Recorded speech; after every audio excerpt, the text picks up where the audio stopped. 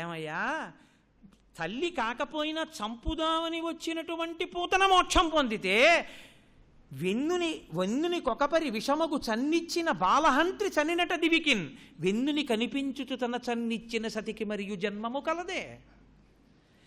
చంపేద్దామని వచ్చి పాలిచ్చినటువంటి పూతనకే మోక్షం వస్తే ఇంకా అటువంటి వాడికి రోజు పాలివ్వాలి తన కొడుకని పిచ్చి ప్రేమతో పాలిచ్చి పెంచి పెద్ద చేసినటువంటి యశోద ఏ స్థితిని పొందుతుంది? యశోద అంటే తల్లి కాబట్టి పాలిచ్చింది. హరిగలి చన్నులు కుడిపెడు తరుణుల ప్రాపించు పదము తలపన్ వశమే హరియారగించుటకు పాల్కురి చెడిధేనువులు ముక్తి కొసల చెరించున్. పోతనగారి వైభవం అక్కడుంది. ఆయన అన్నారు తల్లి కాబట్టి యశోద పాలిచ్చింది, తల్లి కారు మిగిలిన గోపకాంతలు. కానీ కృష్ణుణ్ణి చూసేటప్పటికి పొంగిపోయి వాళ్ళ ఇంట్లో ఉన్న పాలు పెరుగు వెన్న నెయ్యి అన్నీ పెట్టారు. మరి వాళ్ళు ఎక్కడికి వెళ్ళాలి? వాళ్ళు మనుష్యులు, కృష్ణుణ్ణి చూశారు, భగవత్ స్వరూపం కాబట్టి పొంగిపోయారు, ఏదో పాలు పెరుగు ఇచ్చారు. మరి తాము మనుష్యులు కాకపోయినా గడ్డి తిని కృష్ణుడికి అన్ని పాలిచ్చినటువంటి ఆవులు ఎక్కడికి వెళ్ళాలి? కన్నతల్లి కాబట్టి పాలిచ్చిన యశోదకి మోక్షమే, కన్నతల్లి కాకపోయినా పాలిచ్చినటువంటి గోపకాంతలకి మోక్షమే. పాలిచ్చి చంపుదామని తల్లిలా వచ్చి పాలిచ్చి చంపడానికి ప్రయత్నించి తాను చచ్చిపోయిన పూతనకి మోక్షమే. గడ్డి తిని పాలిచ్చిన ఆవులకి మోక్షమే అంటే నేను ఒప్పుకోనన్నారు. నాలుగోవి ఆవులు మనుష్య జాతిలోవి కావు, కాకపోయినా పాపం అవి గడ్డి తిని కృష్ణుడికి పాలిచ్చాయి. అందుకని మోక్షం కన్నా గొప్పది ఏమైనా ఉంటే వాటికి అది రావాలి. ఆ మోక్షం కన్నా గొప్పది ఏమైనా ఉంటుందా అంటే లోకంలో ఏమీ లేదు. అందుకని ముక్తి కొసల చెరించున్, మోక్షానికన్నా ఇంకా చివర ఏమైనా ఉంటుందేమో, ఆ చివరవి తిరుగుతూ ఉంటాయన్నారు. అంత గొప్ప స్థితికి వెళ్ళిపోతాయా ఆవులు అని. ఈ పూతనా సంహార ఘట్టాన్ని, కృష్ణావిర్భావ ఘట్టాన్ని, కృష్ణ లీలలని వీటిని ఎవరు వింటారో వాళ్ళకి తప్పకుండా ఒక అనుగ్రహం కలుగుతుంది అని. లీల యొక్క అంతరార్థం అర్థమైందా అర్థం లేదా పక్కన పెట్టండి. ఓ చేతకాని నాలాంటి వాడు చెప్తున్నప్పుడే మీకు అనుకోకుండా ఆ పిల్లవాడిని పడుకోబెట్టడం, స్నానం చేయించడం, పాట పాడడం, ఊయల్లో పడుకోబెట్టడం, ఊపడం, అవన్నీ చెప్తున్నప్పుడు మీకు తెలియకుండానే ఎవరో ఒక చంటి పిల్లవాడు ఒళ్ళో పడుకున్నటువంటి అనుభూతి ఒక దర్శనం అవుతుంది మీకు. పురుషుడికి అలా స్నానం చేయించడం తెలియకపోయినా తన మనవడికో కొడుక్కో స్నానం చేయించడం చూస్తాడు. ఆ సందర్భం జ్ఞాపకానికి వచ్చి ఆ చిన్ని కృష్ణుని యొక్క పాదము మీ ప్రయత్నం లేకుండా మనసుకి తగులుతుంది. ఎంతో పూజ చేస్తే తప్ప ధ్యానములో కలగనటువంటి స్థితి కృష్ణావతార స్వీకార ఘట్టమునందు, కృష్ణ లీలలయందు మీరు హృద్యంగా సంతోషంగా వింటూ ఉండడంలో ఆ పాద స్పర్శ కలుగుతుంది. కలగడంలో పాపరాశి దగ్ధమైపోయి ఆ కృష్ణపాద స్పర్శ చేత పునీతుడైపోతాడు జీవుడు. అందుకే భాగవత కథా శ్రవణము అంత గొప్పది అని చెప్తారు. పూతనా సంహారము అంటే ఒక్కటే గుర్తుపెట్టుకోవాలి, ఆవిడ 2 స్థనములతో వచ్చింది. అహంకారమమకారములే స్థనములు. నేను నాది, ఈ రెండిటికి కట్టుబడి నేను నాది, నేను నాది విషం, నేను నాది వాడు వాడిది అమృతం. ఆవిడ తెలిసిచ్చిందో తెలియకిచ్చిందో కృష్ణుడికి ఇస్తానంది, శుద్ధి అయిపోయిందంతే.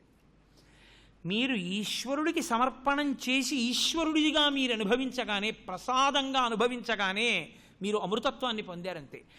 నేను నాది అని అనుభవిస్తే విషం అవుతుంది, వాడు వాడిది నాకు ఇచ్చాడు అని అనుభవిస్తే అమృతం అయిపోతుంది అంతే. ఆ అనుభవించడంలో ఆ భక్తి పూర్ణత్వంతో అనుభవించాలి. అంటే అంత శుద్ధమైనటువంటి హృదయంతోనూ అనుభవించాలి.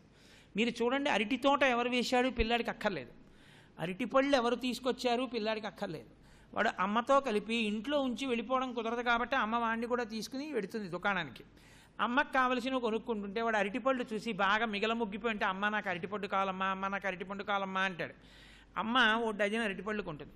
అమ్మ నేను తినేస్తానంటాడు. ఇప్పుడు మీరంతా పోసుకుంటావు, ఇంటికి వెళ్ళాక ఇస్తానంటాడు. వాడు బొంగమూతి పెట్టుకుని అమ్మ అరటిపండు ఇవ్వలేదని కోపంగా కూర్చుంటాడు రిక్షాలో. ఇంటికి వచ్చేసిన తర్వాత అమ్మ సరుకులన్నీ తీసి పక్కన పెట్టుకుని ఓ అరటిపండు తీసి కొడుక్కిచ్చి తిను, ఇందాకడి నుంచి అడుగుతున్నావుగా తినంటు. ఆ అండంలో నన్ను విసిగించేసేవరా అందం పరమ ప్రేమగా ఇస్తుంది తినంటు. ఇప్పుడు వాడు తినే ముందు ఆ తొక్క ఇలా తీసి తను కొరుక్కు తినేయబోయి అమ్మ దగ్గరికి వచ్చి అమ్మ భుజాల మీద చెయ్యేసి అమ్మ నువ్వు తిను అన్నాడు అనుకోండి, నాకెందుకు నాన్న, నువ్వు అడిగావని కొన్నాను, తిను అందనుకోండి. అమ్మ కాదు అమ్మ, నువ్వు చిన్న ముక్క కొరుక్కో, నేను తింటానే అన్నాడు అనుకోండి. అమ్మ ఇలా పక్కకి తిరిగి వాడు ఇలా భుజం మించి పెడుతున్న అరటిపండు ఇలా చిన్న ముక్క కొరుక్కుని ఇప్పుడు నువ్వు తిను అందనుకోండి. వాడు ఆ అరటిపండు అంతా తినేశాడు అనుకోండి. అమ్మ ఏం చెప్తుంది ఆ రోజు? భర్త ఇంటికి రాగానే ఏమండి ఏమండి వాడు ఏమైందో తెలుసా, వాడికి అరటిపండు కొనిచ్చానా, వాడు తినలేదు. అమ్మ నువ్వు తిను, అమ్మ నువ్వు తిను, అమ్మ నువ్వు తిను అని నాకు చిన్న ముక్క పెట్టి నేను తిన్నాక వాడు తిన్నాడండి, చాలు నాకు ఈశ్వరుడు మంచి కొడుకునిచ్చాడండి అంటుంది. వాడా అరటిపండు కొని తెచ్చింది? అమ్మే కొని తెచ్చింది. అమ్మే కొని తెచ్చి వాడికి ఇచ్చిన అరటిపండుని వాడు తినేటప్పుడు మళ్ళీ అమ్మకిచ్చి అమ్మ ఒక్క ముక్క తిన్న తర్వాత పండంతా తింటే మురిసిపోయిన అమ్మలా నీకున్నవన్నీ ఈశ్వరుడు నీకు ఇచ్చినవి, ఈశ్వరుడివి. అయ్యా ఇదంతా నీదయ్యా, నీదైనది నాకిచ్చి నాకింత వైభవం ఇచ్చి నాకింత కీర్తి తెచ్చావు, ఇది నీది నాదనిపిస్తున్నావు, కానీ నీదే, నీది నాకిచ్చి నాకు ఈ వైభవం ఇచ్చావు అన్న సంతోషంతో ప్రసాదంగా మీరు అనుభవిస్తే ఈశ్వరుడు పొంగిపోతాడు, అమ్మ పొంగిపోయినట్టు. ఆ పొంగిపోయినప్పుడు నేను నాది వాడు వాడిది, నేను నాది విషం వాడు వాడిది అమృతం. అంతే, తెలిసిచ్చిందో తెలియకిచ్చిందో ఇచ్చిందంతే అమృతం అయిపోయింది. అందుకే ఆ శరీరం కాలిపోతే సువాసన వచ్చి. కాబట్టి నీ పాపములు దహించుకుపోవడానికి కూడా నువ్వు అదే నేర్చుకో, వాడు వాడిది. తప్పు పనులు చేసేసి వాడు వాడిది అనమని నా ఉద్దేశం కాదు. వైదికమైన జీవనం గడుపుతూ అహంకరించకుండా వాడు వాడిది అని బ్రతుకు అని ఆంతరమునందు మనకి బోధ చేస్తూ భగవానుడైనటువంటి కృష్ణుని యొక్క ప్రప్రథమ లీల పూతనా సంహార ఘట్టం. కృష్ణావతారం అర్ధరాత్రి వేళ ఆవిర్భవిస్తుంది. శ్రావణ మాసంలో అర్ధరాత్రి వేళ వచ్చినటువంటిది కృష్ణావతారం. అక్కడ నుంచి ఖచ్చితంగా 6 నెలలు లెక్క పెడితే మళ్ళీ అర్ధరాత్రి వేళ ఆవిర్భవించినటువంటిది శివలింగం. శ్రావణ మాసంలో అష్టమి నాటి అర్ధరాత్రి కరచరణాదులతో కూడినటువంటి స్వరూపంగా కృష్ణ పరమాత్మ వచ్చారు. మళ్ళీ అక్కడి నుంచి శ్రావణము, భాద్రపదము, ఆశ్వీజము, కార్తీకము, మార్గశీర్షము, పుష్యము, మాఘము 6 నెలలు అయ్యేటప్పటికీ మళ్ళీ చతుర్దశి తిథి నాడు అర్ధరాత్రి వేళ ఆవిర్భవించినటువంటిది శివలింగము. అర్ధరాత్రి ఆవిర్భవించవలసిన అవసరం ఏమి అటువంటి మాయామానుషమైనటువంటి స్వరూపం ఉన్నవాడు ఏ సమయంలో పుట్టినా అందరినీ మాయామోహితుల్ని చెయ్యగలడు కనుక ఆయన ఇతర సమయాన్ని ఎంచుకోకుండా అర్ధరాత్ర సమయాన్ని ఎందుకుని ఎంచుకుని ఉండవలసి ఉంటుంది. శివలింగం విషయంలో కూడా అంటే అర్ధరాత్రి అన్న మాటని బాగా గాఢమైనటువంటి చీకటి, అసలు ప్రారంభమే అసుర సంధ్య వేళ ప్రారంభం నుంచి చీకట్లు అలుముకుంటాయి. అది అర్ధరాత్రి వేళకి బాగా అలముకుంటుంది. చీకటి అన్న మాటకు అర్థం భయము అని ఒక అర్థం. ఎందుచేత భయము ఉత్పన్నమవుతుంది అంటే చీకటి ఎందు సత్యవస్తుగోచరము కాదు. ఏ వస్తువు ఏమిటి అన్నది తెలియదు. ఏది అన్నది తెలియనప్పుడే భయం కలుగుతుంది. తాడో తెలియదు, పామో తెలియదు, దొంగో తెలియదు, అందుచేత భయం కలుగుతుంది. కానీ ఆ భయం పోవడానికి హేతువేది అంటే చీకటి పోయి సత్యవస్తువు కనపడాలి. అప్పుడు చీకటి పోయి యథార్థమైన వస్తువు తెలియాలి అంటే దీపము వినా మార్గం ఇంకొకటి ఉండదు. మీరు ఎంత గొప్పవారు కానివ్వండి, మీరు ఎంత విద్వాంసులు కానివ్వండి, నేను చదువుకున్నటువంటి చదువుకి సంబంధించినటువంటి ఏ ఇతర విశేషములు పట్టుకొచ్చి అక్కడ పెట్టినా కూడా, నేను ఏదో ఎంఏ పాస్ అయ్యానండి అని ఎంఏ సర్టిఫికెట్ పట్టుకొచ్చి అక్కడ పెడితే చీకట్లో ఏ వస్తువు ఏది అన్నది తెలియదు. కానీ దీపం పట్టుకొచ్చి అక్కడ పెట్టారనుకోండి, దొంగ ఏదో తాడేదో పామేదో స్పష్టంగా తెలుస్తుంది. తెలిసిన ఉత్తర క్షణంలో భయం పోతుంది. కాబట్టి భయాన్ని పోగొట్టగలిగినది అంటే లోకంలో దీపం ఒక్కటే. వెలుతురు ఉంటే సత్యము తెలుస్తుంది. వెలుతురు బాహ్యమునందు నేత్రమునకు సత్యవస్తువుని దర్శనం చేయించినట్టే ఆత్మవస్తువుని యథార్థముగా ఉన్నదానిని గోచరింప చెయ్యగలిగినటువంటి తత్వమున్న ఏకైక దీపము ప్రపంచంలో గురువు ఒక్కరే. అందుకే కృష్ణం వందే జగద్గురుం. అర్ధరాత్రి ఆవిర్భవించినటువంటి కృష్ణస్వరూపం ఈ లోకానికంతటికీ కూడా గొప్ప విశేషాన్ని ఒకదాన్ని ప్రదానం చేసింది. అదే భగవద్గీత.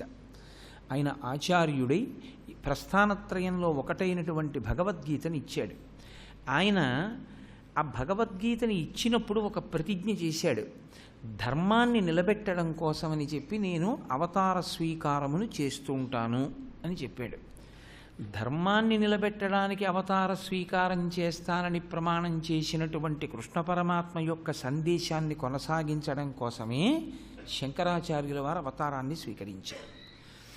కానీ కృష్ణ పరమాత్మ యొక్క అవతారంలో వినాశాయచ దుష్కృతాం, నేను దుష్టుల్ని చంపుతాను అన్నాడు. కానీ కలియుగంలో ఎంతమందిని చంపుతారు? అంతమందిని చంపడం కుదరదు, మనసు మార్చాలి. అందుకని వినాశాయచ దుష్కృతాంకి బదులుగా వాళ్ళలో ఉండేటటువంటి దుష్కృత్యములకు ఆలవాలమైనటువంటి మనసుని మార్చేటటువంటి బోధ చెయ్యడం కోసం వచ్చిన అవతారం శంకరాచార్య స్వామి వారి అవతారం. అందుకే కృష్ణ భగవానుడికి శంకరాచార్యుల వారికి అంత దగ్గర సంబంధం ఉండడానికి కారణం అదే. కాబట్టి అర్ధరాత్రి వేళ ఆవిర్భవించారు అంటే ఒకటి కరచరణాదులతో ఉంటుంది శ్రావణ మాసంలో. అప్పుడు దక్షిణాయనం ప్రారంభం అవుతుంది, చీకటిగా ఉంటుంది, వర్షం పడుతూ ఉంటుంది. అటువంటి సమయంలో అర్ధరాత్రి ఆవిర్భవించాడు కృష్ణుడు. మళ్ళీ 6 నెలల తర్వాత అర్ధరాత్రి వచ్చినటువంటి శివలింగానికి కరచరణాదులు ఉండవు. అంటే ఉపాసన యందు మీరు మెట్లు పైకెక్కుతున్న కొద్దీ ఒకదాని ఆధారము చేసుకుని పైకెక్కితే దొరికేటటువంటి వస్తువు రెండవది. చిట్ట చివరికి వెతికి వెతికి వెతికి వెతికి నాణ్యపంధాయనాయ విద్యతే, వేరొక మార్గం లేదయా, అసలు నేను తెలుసుకోవలసింది ఏమిటి అంటే ఆ ఈశ్వరుడు ఇక్కడే ఉన్నాడు అని తెలుసుకోవలసి ఉంటుంది. కాబట్టి అంత గొప్ప సందేశాన్ని ఇవ్వడం కోసం వచ్చినటువంటి కృష్ణావతారం శ్రావణ మాసంలో అర్ధరాత్రి వేళ రావడానికి కారణం అదే తప్ప వేరొక కాలాన్ని ఆయన ఎంచుకోలేదు. అటువంటి కృష్ణ భగవానుడు పుట్టిన దాదిగా, నిన్నటి రోజున మీకు నేను ఒక లీల వివరణ చేసి ఉన్నాను. పుట్టిన దాదిగా ఎన్నో లీలలు చేశాడు. ఆ లీలలు చెయ్యడానికి కారణం ఒక్కటే.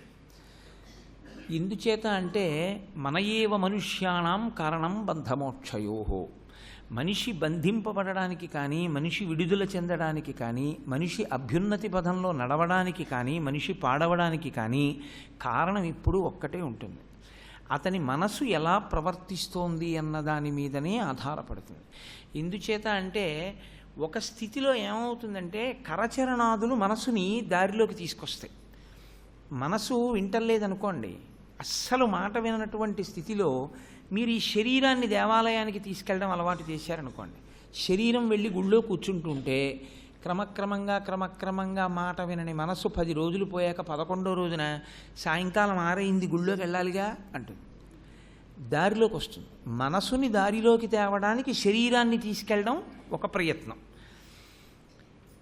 ఒక స్థితిలో శరీరంతో మీరు ఎంత చేసినా మనసుని నిలబెట్టలేనప్పుడు ఫలితం ఉండదు. అసలు నిజంగా చెప్పాలి అంటే పూజ గదిలో చేసేటటువంటిది అంతా కూడా ఒక ఎక్సర్సైజ్. మీరు చూడండి, వ్యాయామము అని ఒకటి ఉంటుంది. తెల్లవారి నిద్ర లేవగానే కొంతమంది అలా నడుస్తారు కాసేపు, కొంతమంది ఏదో సాముగరిడీలు చేస్తారు. ఇదంతా ఎందుకు? మళ్ళీ మరునాటి ఉదయం నిద్ర లేచేంత వరకు జీవన ప్రక్రియ అంతా సక్రమంగా నడవడం కోసం చేసేటటువంటి ఒక ప్రయత్నం. అలాగే పూజ అన్నదానికి కూడా అర్థం ఏమిటి అంటే నీవు పూజనీయుడవు కావడానికి చేసేటటువంటి ప్రయత్నం. అసలు యథార్థమైనటువంటి అర్థం అది. పూజ చేసిన వాడు ఏమవుతాడు అంటే పూజనీయుడు అవుతాడు. మీరు చూడండి, మీకే 4 పిల్లలుంటే నాన్నగారు అంత కష్టపడుతున్నారు, నాన్నగారు అంత కష్టపడి నాకు ఇస్తే నేను చదువుకోగలిగాను అన్న పిల్లాన్ని చూసి తండ్రి మురిసిపోతాడు. కన్న తర్వాత ఎవడి కోసం కడతాడు అన్న పిల్లాన్ని చూసి చదువుకోవడానికి ద్రవ్యం ఇచ్చినా తండ్రి కుందుతాడు. ఏమిరా వీడు ఇలాంటి వాడు పుట్టాడు అనుకుంటాడు. మీరు ఎదుటివాడి ఔన్నత్యాన్ని అంగీకరించడంలోనే మీ పూజనీయత ఉంటుంది. నేను కాదు ఇదంతా నడుపుతున్నవాడిని, ఈ పంచేంద్రియములతో నడిపిస్తున్నవాడు పరమేశ్వరుడు. కన్ను పెట్టుకున్నది నేను కాదు. నేను ఎక్కడో ఏ తహసీల్దార్ ఆఫీస్కో వెళ్ళి చలానా కడితే నాకు 2 కళ్ళు ఇవ్వలేదు, అయితే నా గుండెకాయ నేను కొనుక్కు తెచ్చుకు పెట్టుకోలేదు, నా మూత్రపిండాలు నేను పెట్టుకోలేదు, నాకు దాహం వేసిందని నాకు తెలియదు, ఎవరో చెప్తున్నారు లోపల నుంచి, నాకు ఆకలేసింది లోపల అన్నం అయిపోయింది అని నాకు తెలియదు, ఆకలి రూపంలో ఎవరో చెప్తున్నారు. కాబట్టి ఏదో ఒక పదార్థం ఒకటి ఉంది, అది నా కంటికి కనపడకపోవచ్చు, కానీ నేను బడలిపోయినప్పుడు నిద్రపోతే అది నాకు నిద్రాకాలిక సౌఖ్యమునిచ్చి నా బడలికని తీర్చి ఇంద్రియములకు మళ్ళీ శక్తినిచ్చింది. ఆ కంటికి కనపడనటువంటి పదార్థం ఉన్నదే దాన్ని ఒక రూపంలోకి తెచ్చుకుంటాడు. తన మనసు దేని మీద నిలబడుతుందో అటువంటి రూపంలోకి తీసుకొస్తాడు. ఒకడికి శారదగా ఇష్టం, ఒకడికి లక్ష్మిగా ఇష్టం, ఒకడికి పార్వతిగా ఇష్టం, ఒకడికి విశ్వనాథుడిగా ఇష్టం. వాడి మనసు దేని యందు లగ్నమవుతుందో అటువంటి రూపాన్ని ఒకదాన్ని పెట్టుకుంటాడు. పెట్టుకుని ఇదంతా నీ వలన అంటాడు. ఇది నా గొప్ప అనడు. తండ్రి గారి యొక్క గౌరవాన్ని గుర్తించినటువంటి కొడుకు పూజింపబడినట్టే ఈశ్వరుడి గౌరవాన్ని అంగీకరించిన వ్యక్తి పూజనీయుడు అవుతాడు. ఆయన ఏది చేసినా అమ్మో ఇది నాది కాదండి, పైన యజమాని ఉన్నాడు మహానుభావుడు, ఆయన గౌరవం అండి, ఆయన ఇచ్చినవండి అంటుంటాడు. అలా ఎవడు భద్రంగా వాడుకోవడం మొదలుపెట్టాడో వాడికి ఏ స్థితి కలుగుతుంది అంటే, పూజామందిరానికి ఏ స్థితి కలిగిందో పూజామందిరంలో నిరంతరం ఉపాసించేవాడికి అదే పరిస్థితి కలుగుతుంది. అంటే పూజామందిరం వ్యాయామం లాంటిది. పూజామందిరంలోకి వెళ్ళి బయటికి వచ్చేసేయడం పూజ అయిపోయిందని చెప్పడానికి కాదు, పూజ కొనసాగింపునకు మరునాటి ఉదయం వరకు కూడా. ఈ కన్ను విప్పితే ఏది చూస్తున్నా ఈశ్వరమయంగా చూడగలగడం. అది బాగా అలవాటు చేసుకోవడం కోసం పూజ చేస్తాడు. పూజ చేసి మరునాటి ఉదయానికి వచ్చేటప్పటికి మళ్ళీ పూజ మొదలెడతాడు. మళ్ళీ కృతజ్ఞతతో మళ్ళీ రోజు మొదలు పెడతాడు. ఇందులో మీరు చమత్కారం చూడండి. వచ్చిన పెద్ద సమస్య ఏమిటంటే అసలు వ్యాయామం ఎక్కడుందో అక్కడే గురి తప్పుతుంది. ఎందుకో తెలుసా అండి? ఏమంటే మీకు శరీరం బాగా పెరిగిపోతోంది, 50 ఏళ్ళు దాటిపోతున్నాయి, ఆరోగ్యానికి మంచిది కాదు, మీకు కాఫీ ఇస్తాను పొద్దున్నే, తాగి ఒక్క 4 రౌండ్లు అలా ఎన్టీఆర్ స్టేడియంలోకి వెళ్ళి తిరిగి రండి, వచ్చేసిన తర్వాత మళ్ళీ కాసిన పాలు తాగి చక్కగా స్నానం చేదురు కానీ అని నా భార్య ఎందనుకోండి. ఎవరి కోసం చెప్పింది ఆ మాట? నా కోసమే కదా. ఇప్పుడు నేను అలాగేలే వస్తూ పేపర్ కొని తెచ్చుకుంటాను, పేపర్ వాడిని ఇంకా తేవద్దని చెప్పేసేయి, వాడు వానలో ఎక్కడో విసిరేస్తున్నాడు తడిసిపోతుంది పేపర్ అని చెప్పి నేను వెడుతూ పేపర్ కొనుక్కుని ఎన్టీఆర్ స్టేడియంకి వెళ్ళి పేపర్ చదువుకుని బల్ల మీద కూర్చుని మళ్ళీ ఇంటికి వచ్చేసాను అనుకోండి. ఇప్పుడు నా భార్య ఏమనుకుంటుంది? ఎన్టీఆర్ స్టేడియంలో 4 రౌండ్లు తిరిగి వచ్చాడు వీడు అనుకుని పాలిస్తుంది. ఇప్పుడు నా భార్యది తప్ప నాది తప్ప?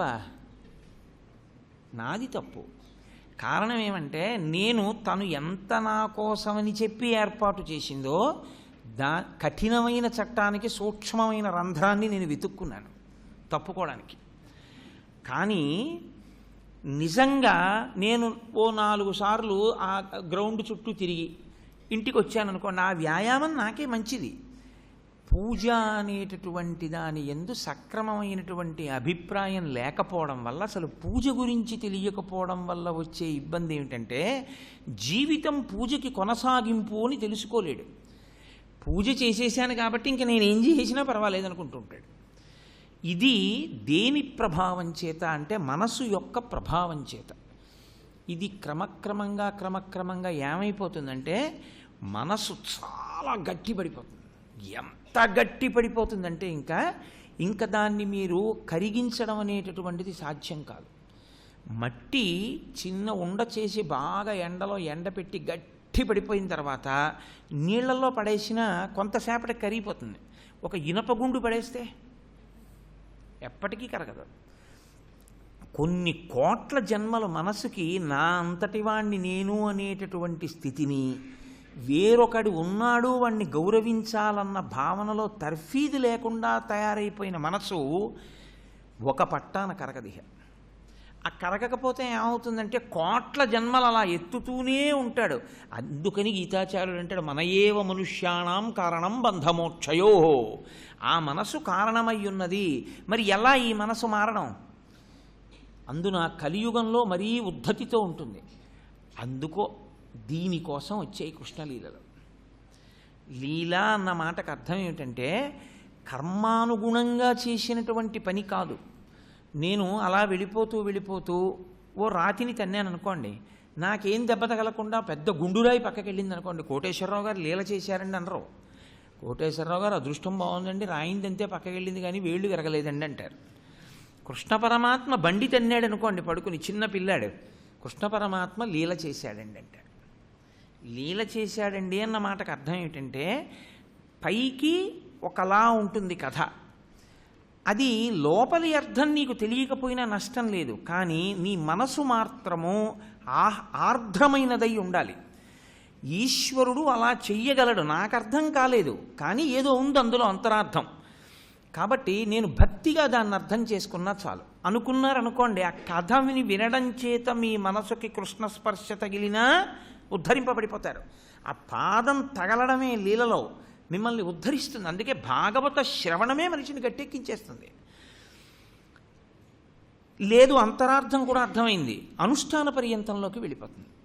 అందుకని ఈ లీలలు ఆయన చెయ్యడం వెనక కారణం ఏమిటంటే పాఠక జనం దగ్గర నుంచి, అంటే ఏమీ చదువుకోనటువంటి వాడి దగ్గర నుంచి, బా ఏం భలే తన్నేడరా, చిన్న పిల్లాడు బండి తన్నేశాడరా, ఎలా తన్నేశాడరా అని వెళ్ళిపోతారు తప్ప, అదేంటండి అలా ఎలా తంతాడండి, వ్యాసుల వారు రాస్తే మాత్రం పోతన గారు ఆంధ్రీకరిస్తే మాత్రం బుద్ధిలేని కోటేశ్వరరావు దాన్ని ఎలా ప్రవచనం చేశాడండి అనరు.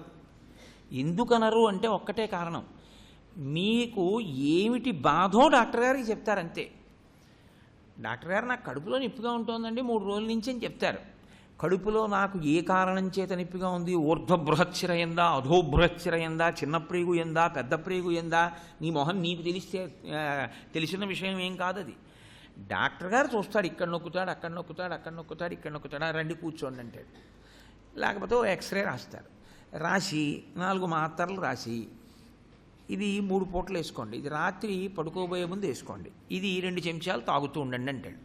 ఇప్పుడు మీరు అది కొనుక్కుని వేసుకుంటారు అంతే. అంతేగాని డాక్టర్ గారు నా కడుపులో నొప్పికి ఆధారమైన సూక్ష్మక్రిమి ఏమి, ఈ ఓషధి ఎందు ఏమున్నది, లోపలికి వెళ్ళి ఇది దానితో ఇట్లు పోరాడును, నాకు ఇవన్నీ వివరిస్తే తప్ప నేను వేసుకోను అంటున్నారా? ఏమి ఒక డాక్టర్ గారు ఇచ్చిన ట్యాబ్లెట్ మీద మీకున్న విశ్వాసం ఋషులు ఇచ్చినటువంటి వాంగ్మయం మీద ఎందుకు ఉండదు? పోని దానిలో అంతరార్థాన్ని ఉపనిషత్తులతో కలిపి విశదీకరిస్తే వినగలిగినంత ఓపిక, అంత సమర్థత నువ్వు పెంచుకున్నావా? అంత సంస్కారాన్ని అలవాటు చేసుకున్నావా చిన్నప్పటి నుంచి? ఆ అలవాటు లేకుండా పెద్దలు చేసినటువంటి గ్రంథాలకి పేరు పెట్టి మాట్లాడడం ఎంత దోషం. అంటే అలా మాట్లాడే లక్షణం వచ్చింది అంటే ఆ మనసు నీళ్లల్లో పడేస్తే కరిగే మట్టిబిడ్డ కాదు, అది ఇనపగుండు. ఇంకా దాన్ని ఏం చేయాలంటే పరమేశ్వరుడు మహాప్రళయంలో తానే పొందాలి తప్ప వీడు పొందే అవకాశం ఉండదు.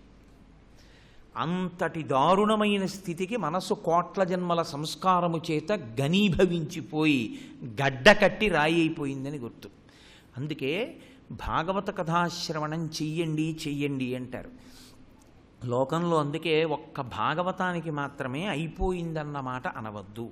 సర్వం శ్రీ ఉమామహేశ్వర పరబ్రహ్మార్పణమస్తు. స్వస్తి.